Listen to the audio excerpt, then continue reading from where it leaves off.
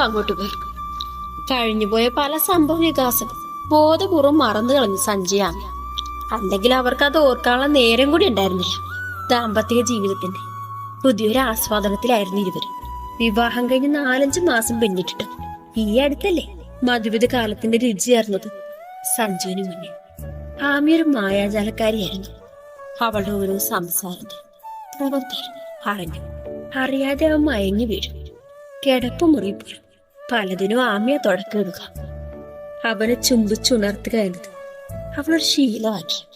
അതിനുശേഷം സഞ്ജുവിനൊരു ആവേശമാണ്. അതാണ് ആമിക്ക് വേണ്ടത്.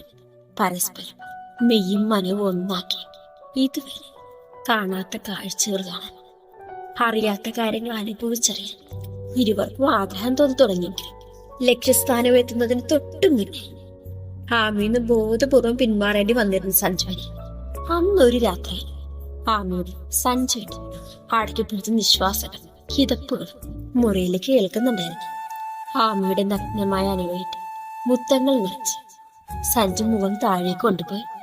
അന്ന് ആദ്യമായി അവന്റെ ചുണ്ടുകളും നാവും വിരലുകളും അവളുടെ പെൺമയിൽ കൂതി തീർത്തു.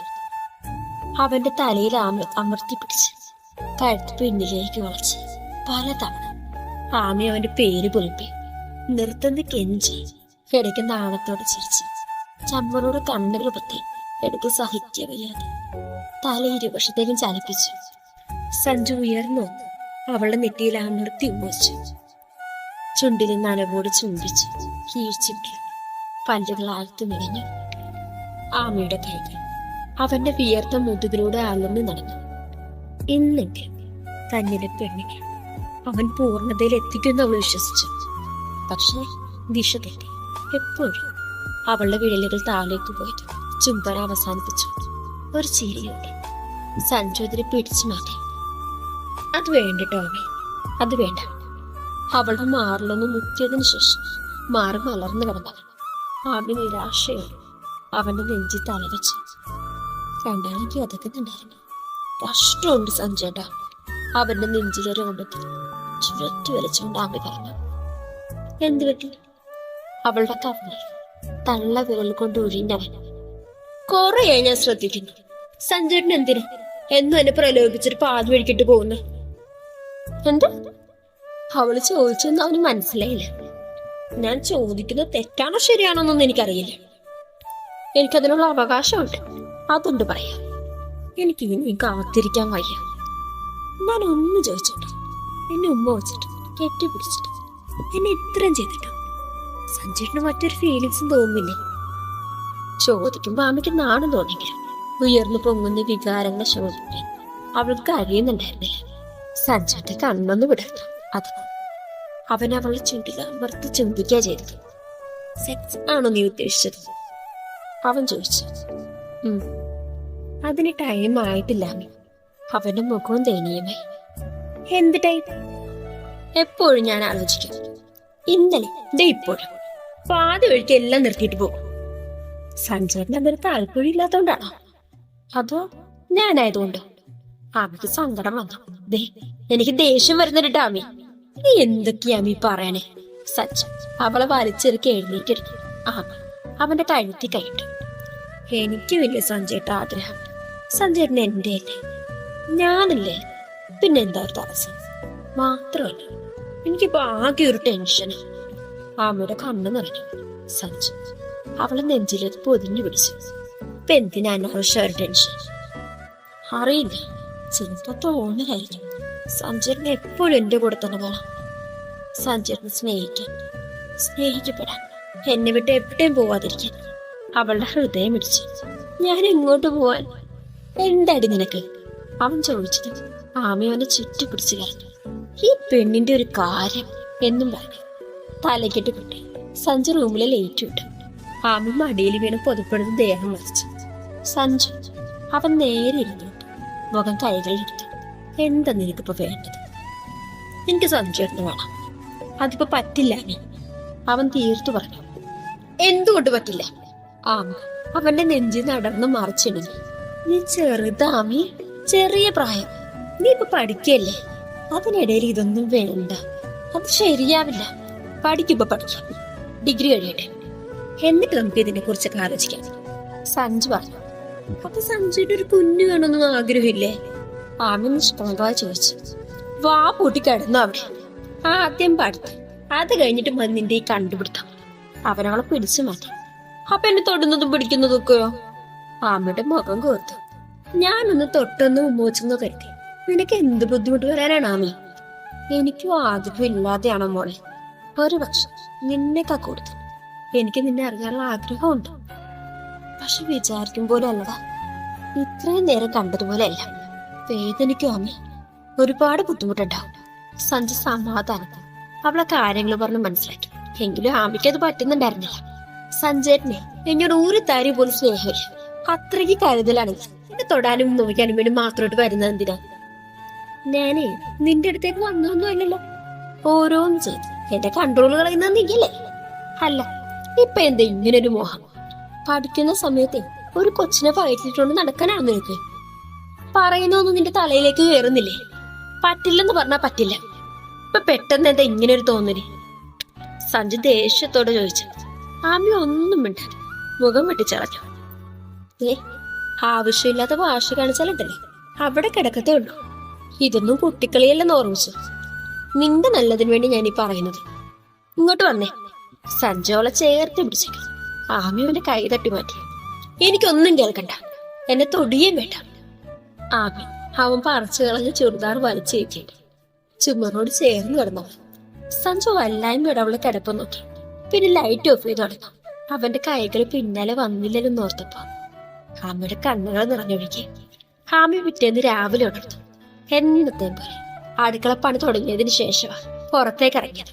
അവള് മുറ്റം അടിച്ചു പറഞ്ഞ സൗണ്ട് കേട്ട് സഞ്ജു ഉണർന്നു. തലേന്ന് രാത്രി അവൻ ഓർത്തെടുത്തു. എന്തൊരു വാശി ഈ പെണ്ണിനെ. അതും എന്ത് കാര്യത്തിലൂടെയാണെന്ന് ഓർത്തപ്പോ സഞ്ജുവിന് ചമ്മല് വരുന്നുണ്ടായിരുന്നു. അതിനൊപ്പം ചെറിയൊരു കുറ്റബോധം. അവളത് തൊട്ട് തലോടി പോയിക്കും. അതിൽ വിട്ടൊന്നും തിരികെ കാണിക്കരുതായിരുന്നു. പഠിക്കുന്ന കുട്ടിയെ ചെറുതാണെന്നുള്ളൊരു ബോധം അപ്പോഴായിരുന്നു വേണ്ടിയിരുന്നത്. തന്റെ പ്രവർത്തികളാ ചിലപ്പോൾ മോഹിപ്പിച്ചത്. ആമി, ഒരു ഗ്ലാസ് കട്ട തന്നേടി.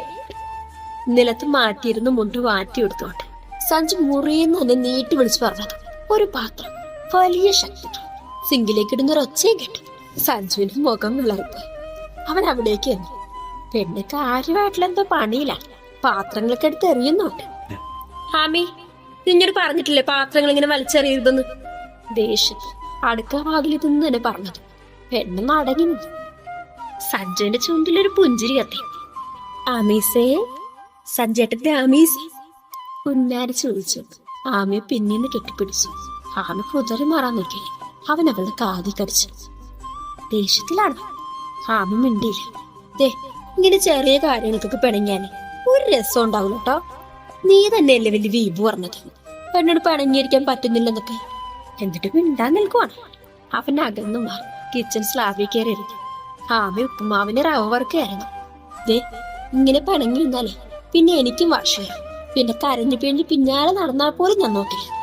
അല്ലെങ്കിലൊക്കെ വെറുതെ അല്ലേ. നിനക്ക് എന്നോട് എന്തെങ്കിലും ഒരു സ്നേഹമുണ്ടോ? ഞാൻ എങ്ങോട്ടെങ്കിലും ഒന്ന് പോട്ടെ, അപ്പൊ ഓർക്കും ഈ സഞ്ജയനോട് വഴക്കിട്ട സമയത്തിട്ട് സ്നേഹത്തോടെ നിന്നാ മതിയായിരുന്നു എന്ന്. സഞ്ജോളെ ഒന്ന് പാളി നോക്കി. അതിനൊത്ത ആമി. സഞ്ജയൻ എങ്ങോട്ട് പോകും? എങ്ങോട്ടെങ്കിലും, നിന്റെ അടുത്ത് നിന്ന് എങ്ങോട്ടെങ്കിലും. ഒരുപാട് നാൾ കാണാൻ കഴിയാതെ ദൂരെ എങ്ങോട്ടെങ്കിലും. അല്ലെങ്കിൽ ഞാൻ മരിച്ചു പോകും. അവനത് പറഞ്ഞ് തീരുന്നില്ല. ആമി തിരിഞ്ഞു വന്നു അവന് മുഖത്തൊരു അടി കൊടുത്തു. സഞ്ജയൻ വിട്ടുപോയി. അധികം വേദന ഒന്നുമില്ലെങ്കിലും അതൊട്ട് പ്രതീക്ഷിക്കാത്തായതുകൊണ്ട് അവനവളെ മിഴിച്ചു നോക്കി. പറയൂ ഇനി അങ്ങനെ. ആമി അവനെ തലങ്ങും വിലങ്ങും അടിച്ചു. അതിൽ കുറെയൊക്കെ കണ്ടെങ്കിൽ അവസാനം സഞ്ജുളെ പിടിച്ചു വെച്ചു. എന്നെ തല്ലാറായോ നീ? അനാവശ്യം പറഞ്ഞാലേ ഇനിയും തല്ലും. എന്നോടെ ഒരു മണൽ തരിയുടെ അത്ര പോലും ഇഷ്ടമില്ലെന്ന് ഞാൻ പറയുന്നത് എത്ര ശരിയാ. ഉണ്ടെങ്കിലേ എന്നെ വിട്ട് പോകുന്നു പറയൂ. എന്നെ സങ്കടപ്പെടുത്താൻ മനഃപൂർവ്വം പറഞ്ഞതല്ലേ. ആമി മുഖം പൊത്തി കരഞ്ഞു. അയ്യേ, അതിനെന്തിനാ എന്റെ കുഞ്ഞു കരയുന്നത്? ഞാനൊരു ഉദാഹരണം പറഞ്ഞതല്ലേ. പോട്ടെ, സാരമില്ല. അവൻ ചിരിയോ അവളുടെ മുഖം നെഞ്ചിലേക്ക് അമർത്തി മുടിയെ തലോടി. അവൻ അവളെ ഇറുക്കി കെട്ടിപ്പിടിച്ചു. തമാശക്ക് പോലും അങ്ങനെയൊന്നും പറയില്ല. ഒന്നാമതെനിക്ക് പെട്ടെന്ന് എന്തോ ഓർത്ത പോലെ. ആമി ബാക്കി പറയാതെ വിഴിഞ്ഞു കളഞ്ഞു. നിനക്ക്? സഞ്ജു പക്ഷെ ചോദ്യഭാവത്തിൽ അവളെ നോക്കി. ഒന്നുമില്ല സഞ്ജോട്ട, സോറി. ആ അവന്റെ കൈക്കുള്ളിൽ ചേർന്നു. എന്നിട്ട് അവളുടെ നെഞ്ചിരിപ്പ് നിന്നിട്ടില്ല. അകാരണമായൊരു ഭയം, എന്തോ അരുതാത്തത് തങ്ങളുടെ ജീവിതത്തിലേക്ക് വരാൻ പോകുന്നത് പോലെ ചിന്തകൾ കടന്നുകൂടിയിട്ട് ദിവസങ്ങൾ ഏറെയായി. ആമി കണ്ണുകൾ ഇറുക്കി അടച്ചു. തുടരും. എഴുന്നേറ്റത് വലിയ വാശിയിലും പണക്കത്തിലൊക്കെ ആണെങ്കിൽ സഞ്ജു അത് ചേർത്ത് പിടിച്ച് തീരാവുന്നേ ഉള്ളൂ ആമിക്ക്. രാവിലെ അങ്ങോട്ടും ഇങ്ങോട്ടും 2 വാക്ക് പറഞ്ഞു കഴിഞ്ഞപ്പോ അന്നത്തെ പിണക്ക് ഏറെ ഉരുകി തുടങ്ങിയിരുന്നു. എന്നത്തെയും പോലെ ഒരുമിച്ച് ബ്രേക്ക്ഫാസ്റ്റും കഴിച്ച് കോളേജിലേക്ക് ഇറങ്ങി. ക്ലാസ് പഠനമൊക്കെ ആമിയും തിരക്കിലായി. ഒപ്പം സഞ്ജു. അന്നത്തെ സംഭവത്തിന് ശേഷം ആമി തന്റെ ആവശ്യം പറഞ്ഞ് സഞ്ജുവിനെ ബുദ്ധിമുട്ടിക്കാനും നോക്കിയിട്ടില്ല. ഫോഴ്സ് ചെയ്തുകൊണ്ട് നേടേണ്ട ഒരു കാര്യമല്ലല്ലോ ഇത്. തന്റെ പങ്കാളിയുടെ പൂർണ്ണ സമ്മതവും കൂടി ആവശ്യമില്ല. അത് സഞ്ജുവിനും മനസ്സിലായിരുന്നു. ആമയുടെ 5th സെം എക്സാമിന് എത്തിയിട്ടുണ്ട്.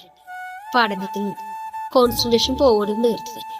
ഒരു ചുംബനത്തിൽ മാത്രം അവന്റെ വികാരങ്ങളെ നിയന്ത്രിച്ച് പിടിച്ചിരിക്കുകയാണ് അവനിപ്പോ. ദിവസങ്ങൾ കടന്നു. ഒരിക്കൽ ക്ലാസ്സിൽ ഇരിക്കുമ്പോ തന്നെ 4th സെമ്മിന്റെ റിസൾട്ട് മാത്രം ഇന്നാളും പബ്ലിഷ് ചെയ്യുന്നതെന്ന് അറിയാമായിരുന്നു. അതുകൊണ്ട് രാവിലെ മുതൽ തന്നെ ആമി ടെൻഷനുമായിരുന്നു. വൈകുന്നേരം 3 മണിക്ക് പബ്ലിഷ് ചെയ്തത് റിസൾട്ട് വന്നെന്നറിഞ്ഞ പിന്നെ കുട്ടികൾക്ക് ഇരിക്കപ്പുറത്തുണ്ട്. പലർക്കും നെറ്റ് ഇഷ്യൂ ആയതുകൊണ്ട് തന്നെ സൈറ്റ് കിട്ടുന്നത് പോലും ഉണ്ടായിരുന്നില്ല. ആമിയാണെങ്കിൽ ടെൻഷൻ അടിച്ച് ഒരു പരുവായിട്ടുണ്ട്. ഇടം കൈയിലെ നഖം കടിച്ചു തുപ്പി ഇരിക്കുകയാണ്. എന്റെ ആമി, നീ എന്തിന് ഇത്ര ടെൻഷനാവുന്നത്? എക്സാം ഒക്കെ നിനക്ക് ഈസി ആയിരുന്നില്ലേ? ലീന റിസൾട്ട് നോക്കാൻ ശ്രമിക്കുമ്പോ പറയുന്നുണ്ടായിരുന്നു. അതുകൊണ്ടാ ടെൻഷൻ.